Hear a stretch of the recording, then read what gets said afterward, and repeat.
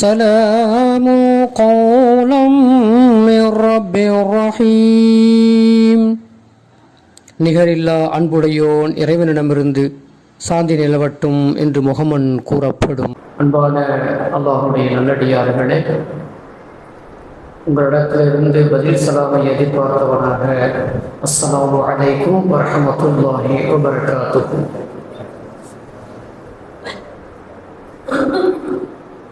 அன்பான அல்லாஹுடைய நல்லடியார்களே,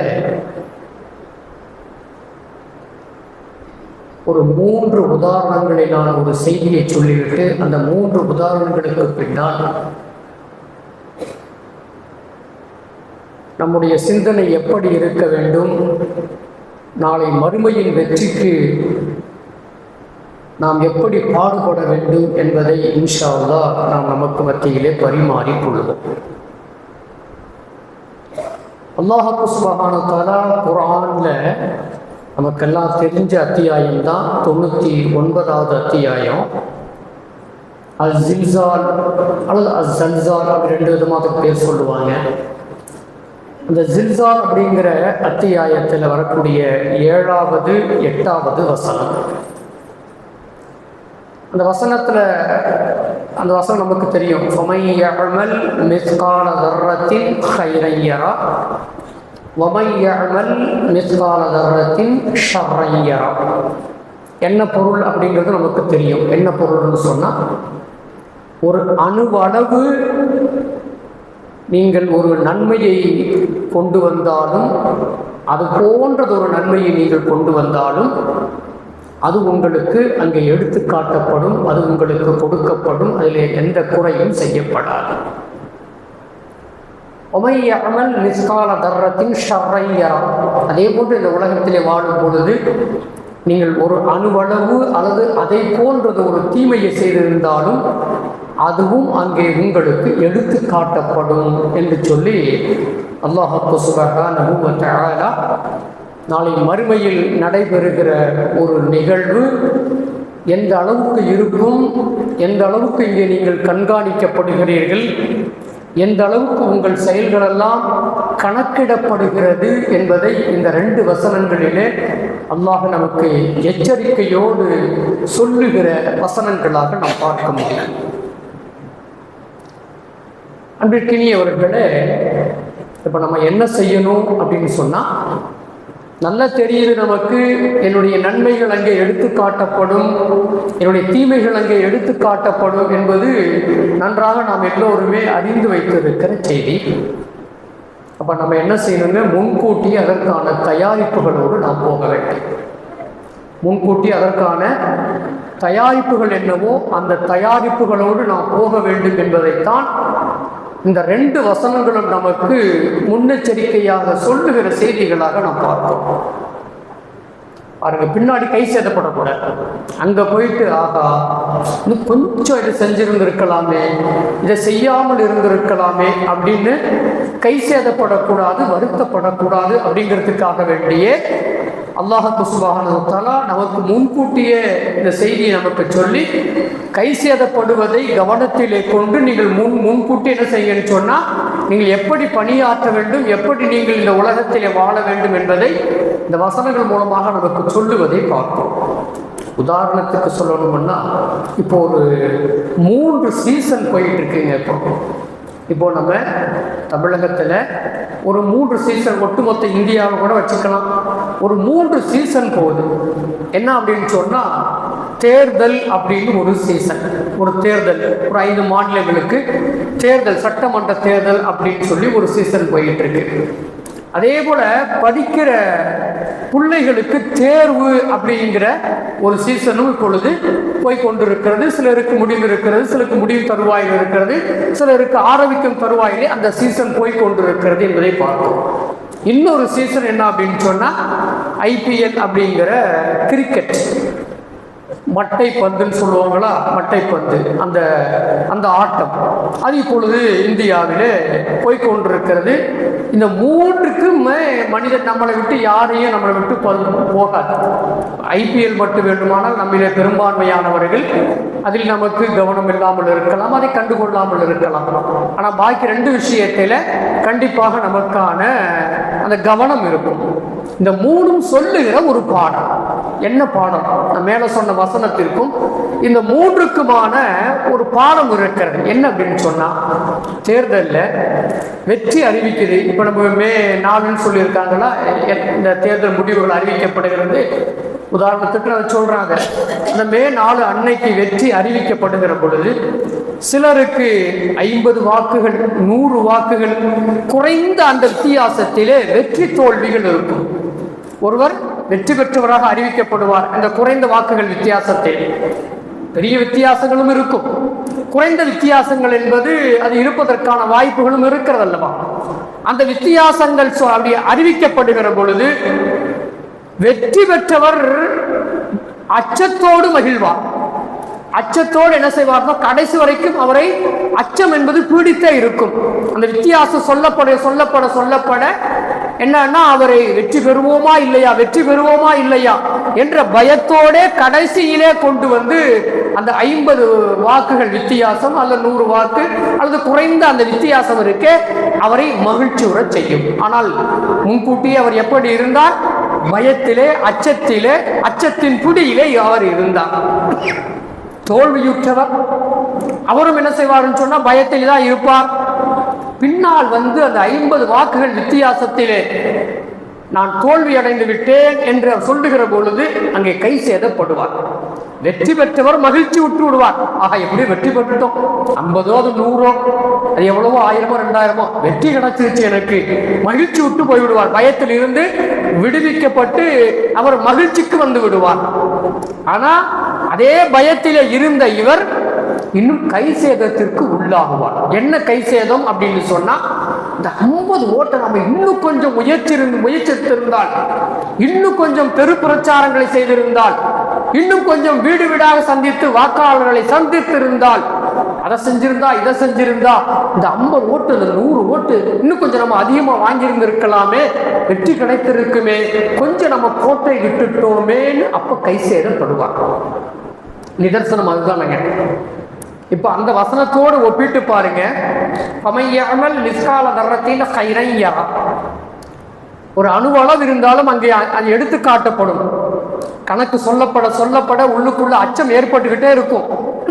ஏன்னா நல்லதும் அங்கே சொல்லப்படுகிறது, தீயதும் அங்கே அவருக்கு எடுத்து காட்டப்படுகிறது.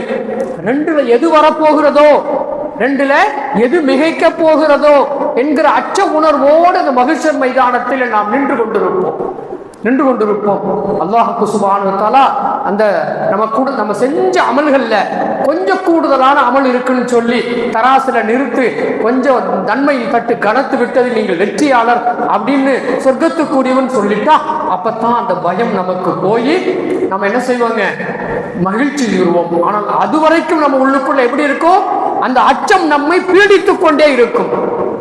அன்பிற்கினியவர்களே, இப்பொழுது நாம் சொல்ல வருகிற செய்தி, எப்படி அந்த தோற்றவர் மனசுக்குள்ள என்ன நினைக்கிறாரு, கொஞ்சம் இன்னும் பாடுபட்டு இருக்கலாமே, இன்னும் கொஞ்சம் முயற்சித்து இருக்கலாமே, இன்னும் வாக்காளர்களை கவரும்படியான சில செய்திகளை நாம் செய்திருக்கலாமே என்று எப்படி எண்ணுகிறாரோ, அதுபோல தோற்றவர் அங்கே ஆஹா செய்யாமல் வந்து விட்டோமே, நமக்கு சொல்லப்பட்டதே, அறிவிப்பு கொடுக்கப்பட்டதே, பேசப்பட்டதே, உபதேசங்கள் செய்யப்பட்டதே, அல்லாஹ்வுடைய இந்த வசனம் முன்கூட்டியே சொல்லப்பட்டதே, இப்படி ஒரு முடிவு இருக்கும் என்றெல்லாம் சொல்லப்பட்டதே, கொஞ்சம் முயற்சி செய்யாமல் வந்துவிட்டேனே என்று கை சேதப்படுவார். அந்த நேரத்தில் எப்படி இந்த தோற்று போனவருக்கு மீண்டும் அங்கே வாய்ப்பு இல்லையோ, அதுபோல அங்கே தோற்று போனவருக்கு அல்லாஹ் சுப்ஹானஹு வ தஆலா நாடினால் மன்னிப்பான், இல்லைன்னா அதற்கு வாய்ப்பும் இல்லை. வெற்றி பெற்றவர் என்பவர் போயிடுறாரு. ஆனா தோற்று போனவருக்கு அதற்கடுத்து அல்லாஹுடைய அருளை எதிர்பார்த்து மன்னிப்பானா ரப்பு, மன்னிப்பெல்லாம் கேட்க வேண்டிய இடம் இது. மன்னிப்பெல்லாம் கேட்க வேண்டிய இடம் என்பது இந்த உலகம். இந்த உலகத்தில் அதை கைவிட்டு விட்டு அங்க போய் எதிர்பார்க்க மட்டும்தான் முடியும். அல்லாஹ் நாடினால் மன்னிப்பு உண்டு, அல்லாஹ் நாடவில்லை என்று சொன்னால் தோற்று போனவர்களாக ரஹ்மான் காப்பாற்ற வேண்டும். நஊது பில்லாஹி மின்ஹா, நரகத்திற்கு போக வேண்டிய நிலை ஏற்படும். அதே போலதான் தேர்வு எழுதுகிற மாணவர்கள் வெற்றி பெற்ற 35 மார்க் வாங்கிட்டான், 40 மார்க் வாங்கி வெற்றி பெற்று விட்டான், பாஸ் ஆகிட்டான், மகிழ்ச்சி உருவான். ஒரு 36 மார்க் வாங்கினான்னு வச்சுக்கோங்க, வெற்றிக்குரிய மார்க் 35, அவன் 36 மதிப்பெண்கள் பெற்றான், இல்ல 35 மதிப்பெண் பெற்று வெற்றி பெற்றான். அவனுடைய மனோநிலை என்னவாக இருக்குங்க?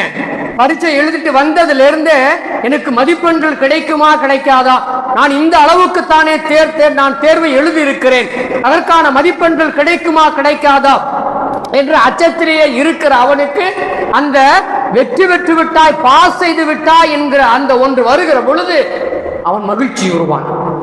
அந்த மகிழ்ச்சி இருக்கும், அவ்வளவுதான். இருந்தாலும் அதே சமயத்திலே ஒரு 35 மார்க் வாங்க வேண்டிய இடத்திலே 34 மார்க்கை அந்த மதிப்பெண்ணை பெற்றிருக்கிற அவன் தோல்வியுற்று விட்டான்.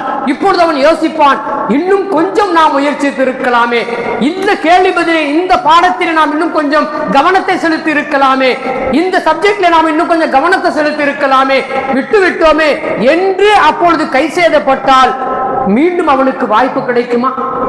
மீண்டும் அவனுக்கு வாய்ப்பு அந்த நேரத்திற்கான வெற்றிக்கான வாய்ப்பு இல்லை. பின்னாடி அதற்கு பிறகு எழுதலாம் அப்படிங்கிற ஒரு நிலை இருந்தாலும் அந்த நேரத்தில் அவன் தோல்வியுற்றான். எப்படி அல்லாஹ் மன்னித்து அவனை நரகவாதியையும் கூட அவனுடைய அருளை கொண்டு சொர்க்கத்திலே போய் சேர்க்கிறானோ அதுபோல அவனுக்கு ஒரு வாய்ப்பு கிடைக்குமே தவிர அப்பொழுது அவன் வெற்றி பெறுவானா என்று சொன்னால் இல்லை என்கிற நிலை உருவாகின்றோம். அப்ப நம்ம என்ன விளங்குறோம்? அதே போல இந்த ஐபிஎல் நான் சொன்ன உதாரணத்துக்கு சொன்னேன். ஐபிஎல் என்பதே பொதுவாகவே அடித்து ஆடக்கூடிய ஆட்டம்.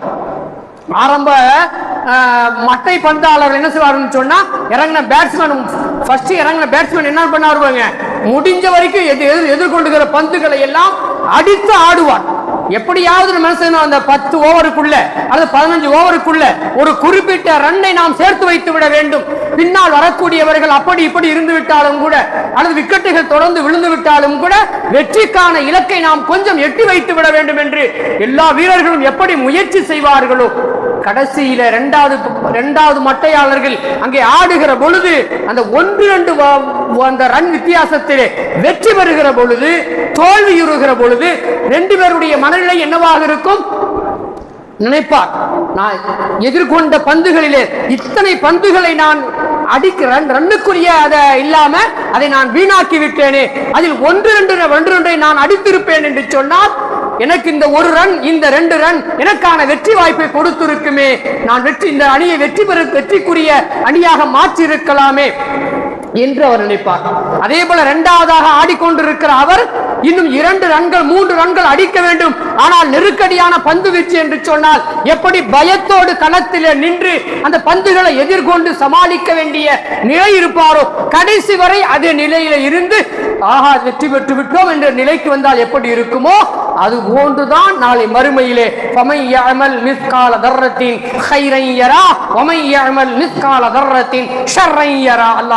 சொல்லி காட்டுறான். இது மாதிரியான நிலை உங்களுக்கு ஏற்படும். அதனால கை சேதப்படுவதற்கு முன்னால் உலகத்தில் வாழும் பொழுதே நிறைய ரன்களை அடிச்சு வைக்கணும் எப்படி அந்த வீரர் விரும்புகிறானோ அது போன்ற நன்மைகளை என்ன செய்ய நீங்க அதிகமாக இப்பொழுதே நீங்கள் சேர்த்து வையுங்கள். நாளை பார்த்துக் கொள்ளலாம், அடுத்த ஓவர்ல பார்த்துக்கலாம், அடுத்த ஓவர் அவர் வீசுவாரு பார்த்துக்கலாம் அப்படின்னு சொல்லி இந்த பந்து வீச்சாளருடைய பந்துகளை எதிர்கொள்ள முடியாமல் அப்படி விட்டுட்டான்னு சொன்னா அவர் அந்த 6 பந்துகளை இழக்கிறார் என்று பொருள். அதே போன்று நாம் இந்த உலகத்திலே ஒவ்வொரு மணித்துளியும் நம்ம கொடுக்கப்பட்டு இருக்கிற வேலைகளை செய்யாமல் அப்படியே விட்டு விடுவோம் என்று சொன்னால் அது இழப்பிற்குரியது என்பதை மட்டுமே அன்பிற்கினியவர்களே நாம் இங்கே புரிந்து கொள்ள வேண்டும்.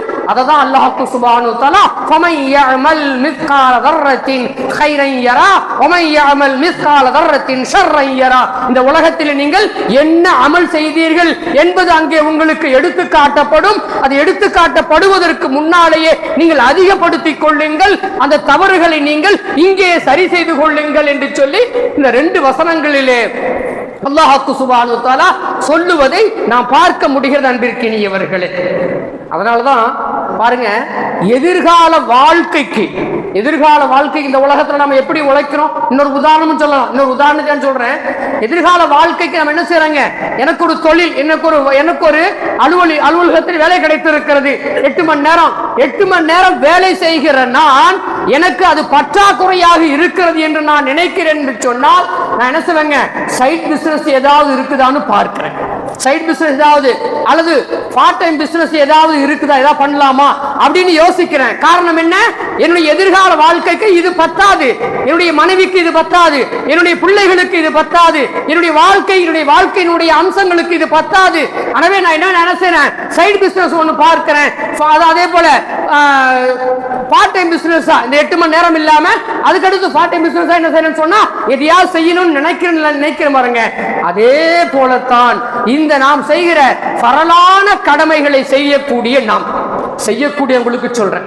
5 வக்து தொழாதவங்களுக்கு நீங்க யோசிக்க வேண்டிய நிலையில் இருக்கிறீர்கள்.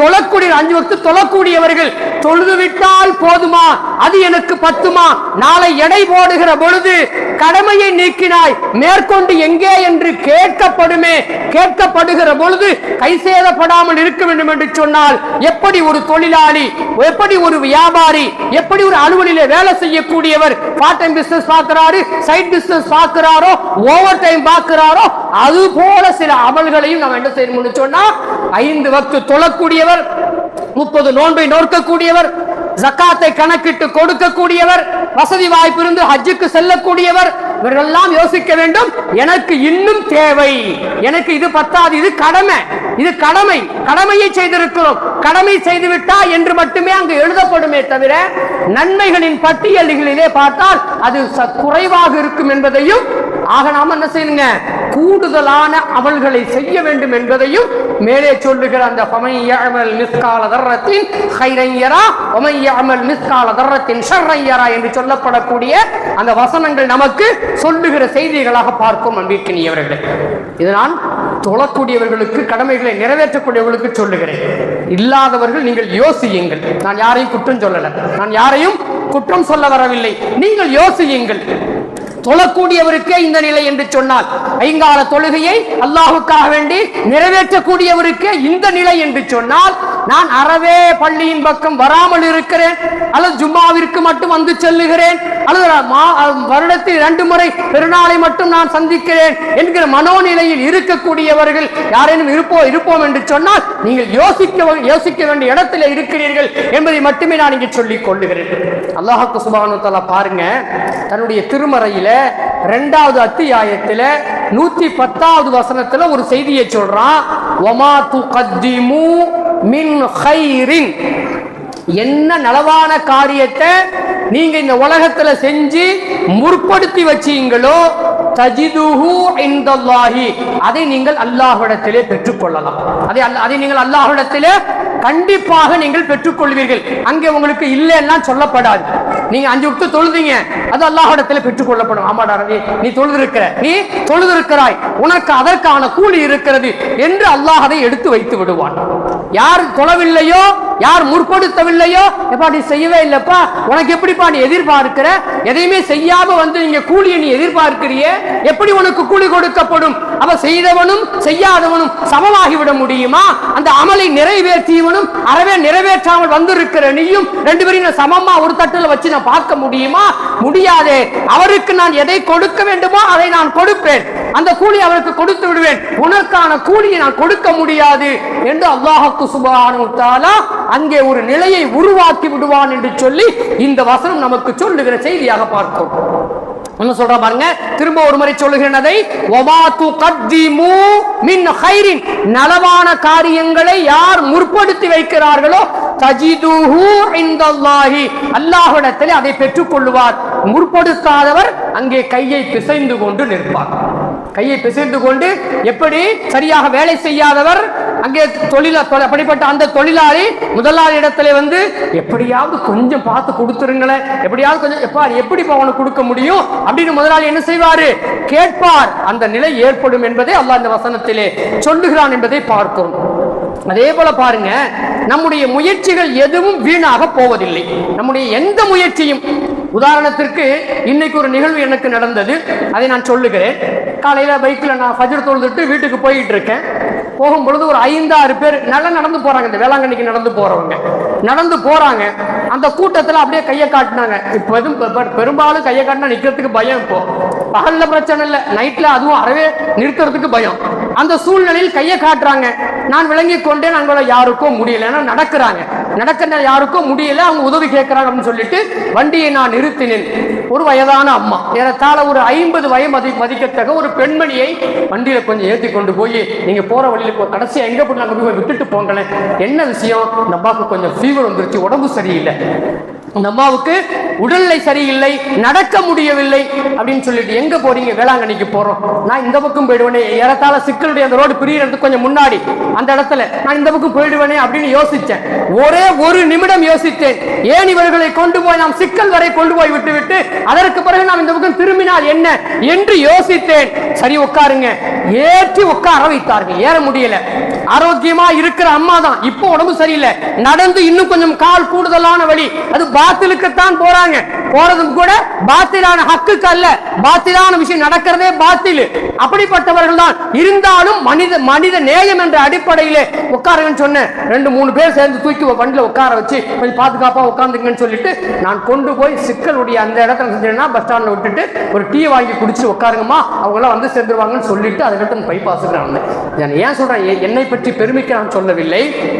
சமீபத்தில் திருமணத்துக்கு போயிட்டு வரும்போது கூட ஒரு செய்தி, நான் கார்ல வரக்கூடிய 4 நபர்கள் பேசிக்கொண்டே வந்தோம். என்னன்னு சொன்னா, சமயங்கள்ல பைக்கை தள்ளிக்கிட்டு போவாங்க, பெட்ரோல் இல்லாம தள்ளிக்கிட்டு போவாங்க. அன்பிற்கினியவர்களே, பெட்ரோல் இல்லாமல் அது ட்ரை ஆகி போய் வண்டியை தள்ளிக்கிட்டு போவாங்க. அது மாதிரியான சூழலில் அவர்களுக்கு உதவக்கூடிய சிந்தனையிலே நம்மை போன்றவர்கள் ஒரு 1/2 லிட்டர் பாட்டில்ல ஒரு 1/2 லிட்டர் பெட்ரோலை பிடிச்சு வச்சுக்கிட்டோம்னு சொன்னா அவருக்கு நாம் உதவ முடியும் என்று பேசிக்கொண்டே வந்தோம். கொஞ்சம் அவருக்கு பெட்ரோலை ஊத்தி அடுத்த பங்குக்கு போற அளவிற்கு பெட்ரோலை கொஞ்சம் அவருக்கு ஊத்தி கொடுத்து, நீங்க பங்குல எப்படியா போயிடுங்க அப்படின்னு சொல்லி பங்குக்கு அனுப்பலாம். இதெல்லாம் ஒரு உதவி, இவைகளெல்லாம் நன்மை.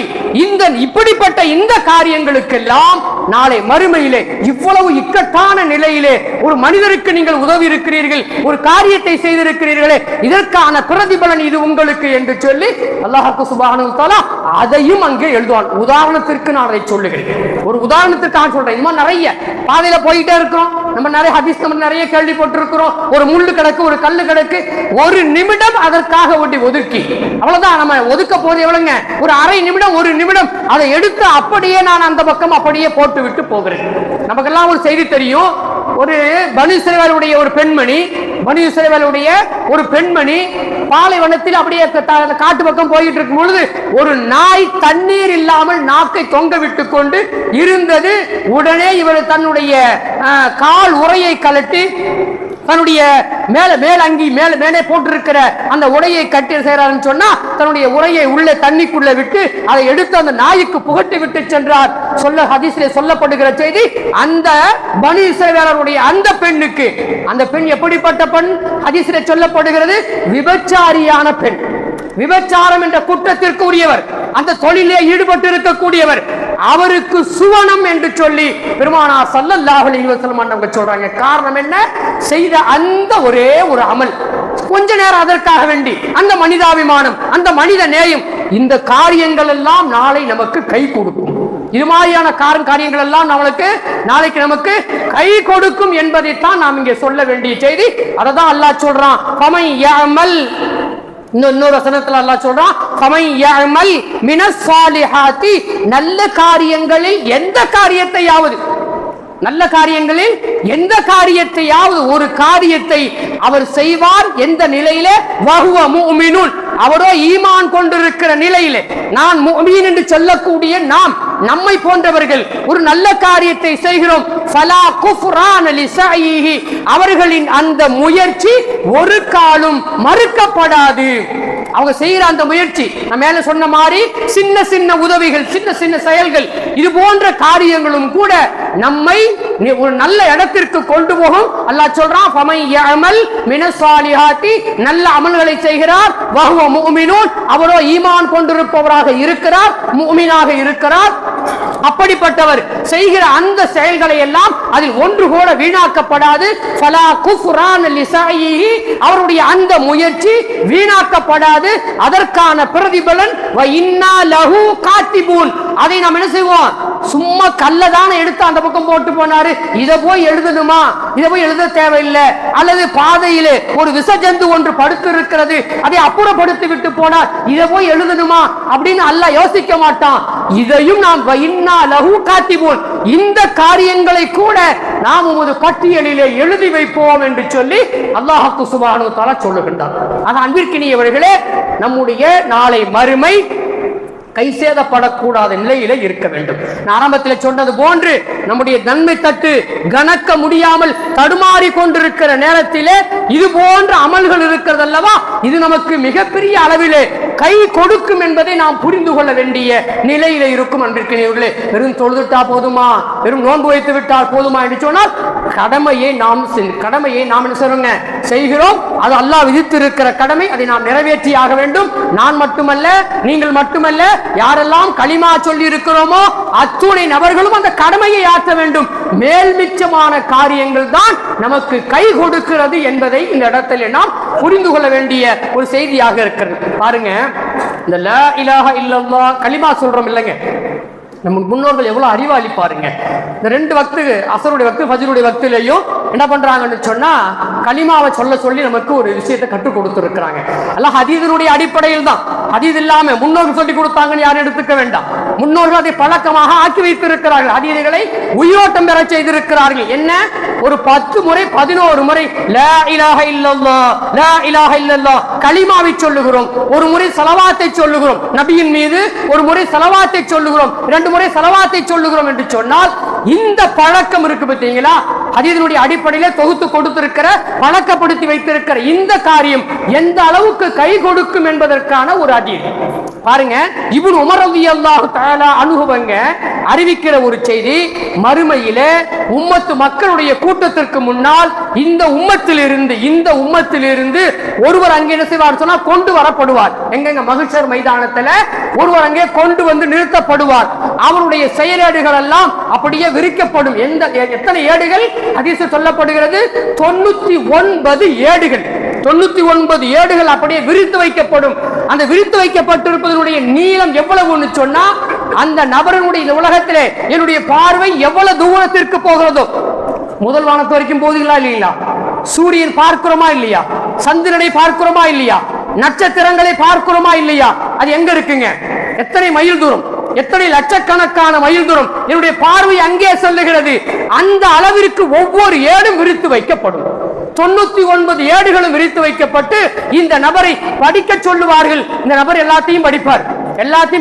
படிச்சுட்டு இப்போ கொஞ்சம் கை சேதம் படிச்சுட்டு என்ன செய்வாரு, நான் என்னென்ன தப்பெல்லாம் பண்ணனேன் அதெல்லாம் இங்க இருக்கு, என்னென்ன நன்மை செஞ்சேன் அதுவும் இங்க எழுதப்பட்டிருக்கு, ஆனால் இங்க பாவத்தினுடைய பட்டியல் தான் நீண்டு போய் கிடக்கிறது என்று அச்சப்படுவார். அப்படி அச்சப்படுகிற நேரத்திலே இதெல்லாம் உண்மைதானப்பா, அவர்கிட்ட கேள்வி கேட்கப்படும். மலக்குகளை வைத்து அல்லாஹ் கேள்வி கேட்கிறான், இந்த பட்டியல் உன்னுடையதுதானே, இந்த பட்டியல் உன்னுடையதுதானே, இது செய்து நீ செய்ததுதானே, இது ஏதாவது குறைவுகள் இருக்கிறதா, ஏதாவது அதிகப்படியாக எழுதப்பட்டிருக்கிறதா, எதுவுமே இல்லை ரப்பே, அப்படியெல்லாம் எதுவுமே இல்லை என்று அவன் ஒப்புக்கொண்டதற்கு பிறகு இப்பொழுது அந்த 99 ஏடுகளையும் சுருட்டி வைத்து ஒரு தராசிலே வைத்து நிறுக்கப்படுகிற பொழுது நீ ஒரே ஒரு கலிமாவை சொன்னாய், லா இலாஹ இல்லல்லாஹ் அஷ்ஹது அன் லா இலாஹ இல்லல்லாஹ் வ அஷ்ஹது அன்ன முஹம்மதன் அப்துஹு வ ரசூலுஹு என்ற கலிமாவை தினம் தினம் நீ சொன்னாய். அது இந்த தட்டிலே வைக்கப்படுகிறது. எடுத்து நிறுக்கிற பொழுது இந்த கலிமாவின் தட்டு அப்படியே கனக்கும். 99 ஏடு கண்ணுக்கு தெரிகிற அளவுக்கு உள்ள 99 ஏடுகளும் அது மேலே எகிரிவிடும். இந்த தட்டு அப்படியே கீழே கனத்து கீழே இறங்கும் என்று இப்னு உமர் ரலியல்லாஹு தஆலா அன்ஹுவங்க கலிமாவிற்கான அந்த கனத்தை பற்றி சொல்லி இருப்பதை பார்க்கிறோம். இன்னைக்கு நம்ம அதை கூட சொல்ல முடியாம எந்திரிச்சு ஓடுறோம். தவறான விளக்கம் கொடுக்கப்பட்ட ஒரு விளக்கம். அதெல்லாம் பிதுஅத்துங்க. களிமா உட்கார்ந்து சொல்றது பிதுஅத்துங்க அப்படி நமக்கு பாடம் புகட்டப்பட்டு விட்டது. அன்பிற்கினியவர்களே, பிள்ளைகளே, குறிப்பாக இளைஞர்களே, பிள்ளைகளே, உங்களுக்கு நான் சொல்லிக் கொள்ளுகிறேன். உட்காருங்க, உட்கார்ந்து ஒரு 10 முறை களிமாவை சொல்லுங்க. நாளை மகிழ்ச்சியில் வெற்றியை தரக்கூடியது இந்த களிமா தான். திருமதியிலே பதிவாகி இருக்கிற செய்தி. ஆக அன்பிற்கினியவர்களே, நிறைய சொல்லலாம், நிறைய சொல்லுவது நமது நோக்கம் அல்ல. நாம் புரிந்து கொள்ள வேண்டும், நாளை நாம் கையை பிசைந்து கொண்டு நிற்காமல் அல்லாஹ்வுடைய அந்த பேர் அருளினால் நம்ம என்ன செய்யணும்னு சொன்னா வெற்றியாளராக திகழ வேண்டும்.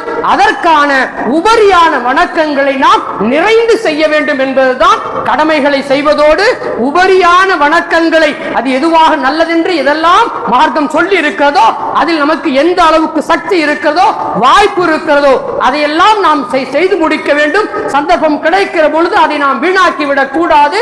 நாளை கை சேதப்படாமல் இருப்போம். அப்படிப்பட்ட பாக்கியத்தை வல்ல ரஹ்மான் ஹக்கு சுப்ஹானஹு வ தஆலா உங்களுக்கும் எனக்கும் தந்து அருள் புரிவானாக. வ ஆகிர் தஅவானா அனில் ஹம்துலில்லாஹி ரப்பில் ஆலமீன். அஸ்ஸலாமு அலைக்கும் வ ரஹ்மத்துல்லாஹி வ பரகாத்துஹு.